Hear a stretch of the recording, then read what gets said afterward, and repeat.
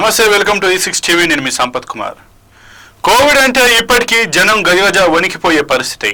2019 చివరిలో మన దేశంలోకి ఎంటర్ అయిన ఈ వైరస్ సుమారు 2 ఏళ్ల పాటు ప్రజలను ముప్పుతిప్పలు పెట్టింది. అలాగే ఎంతో మందిని పొట్టన పెట్టుకుని కరోనా పేరు వింటేనే భయంతో చచ్చిపోయే పరిస్థితికి తెచ్చింది. అయితే గత 3 ఏళ్లుగా ఈ వైరస్ ప్రస్తావన క్రమంగా తగ్గుతూ వచ్చింది.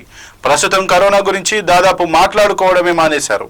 అయితే తాజాగా కొత్త కోవిడ్ కేసులు పెరుగుతుండడంతో మళ్లీ భయాందోళనలు మొదలవుతున్నాయి.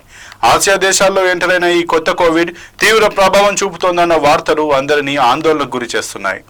ఆసియాలోని అనేక దేశాల్లో కొత్త కోవిడ్-19 పెరుగుతున్నాయి.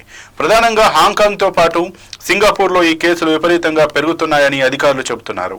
హాంకాంగ్లోని సెంటర్ ఫర్ హెల్త్ ప్రొటెక్షన్లోని కమ్యూనికేషన్ డిసీజ్ బ్రాంచ్ అధికారులు మాట్లాడుతూ నగరంలో కోవిడ్-19 కేసులు పెరిగిపోవడం ఆందోళనకు గురి చేస్తోందని తెలిపారు. ఈ రోగుల్లో కోవిడ్ లక్షణాలు తీవ్రంగా ఉండడంతో పాటు మరణాల రేటు కూడా ఎక్కువగా ఉన్నట్లు తెలుస్తోంది.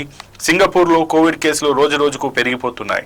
సుమారు 1 ఏడాది కాలం తర్వాత మేలో ఆ దేశంలో నమోదైన కేసుల వివరాలను ఆరోగ్య శాఖ అధికారులు ప్రకటించారు. మునుపటి వారంతో పోలిస్తే మే 3 నాటికి కోవిడ్ కేసులు 28% పెరిగి సుమారు 14 నుంచి 200కి చేరుకున్నాయి. మరోవైపు ఆసుపత్రుల్లో కోవిడ్ బాధితులు 30% పెరిగినట్లు చెబుతున్నారు. మనుషుల్లో రోగ నిరోధక శక్తి తగ్గడం వల్లే ఈ కేసులు పెరుగుతున్నాయని అధికారులు చెబుతున్నారు. మరోవైపు ఆసియాలో కోవిడ్ కేసులు పెరుగుతున్నాయి.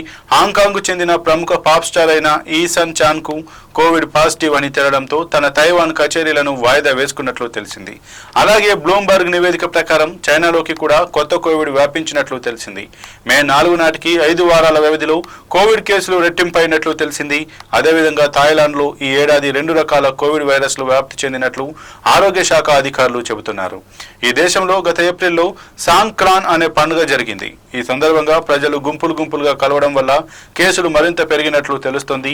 అయితే ఈ కొత్త వైరస్ ప్రభావం తీవ్రంగా ఉంటుందనడానికి సరైన ఆధారాలు మాత్రం లేవు.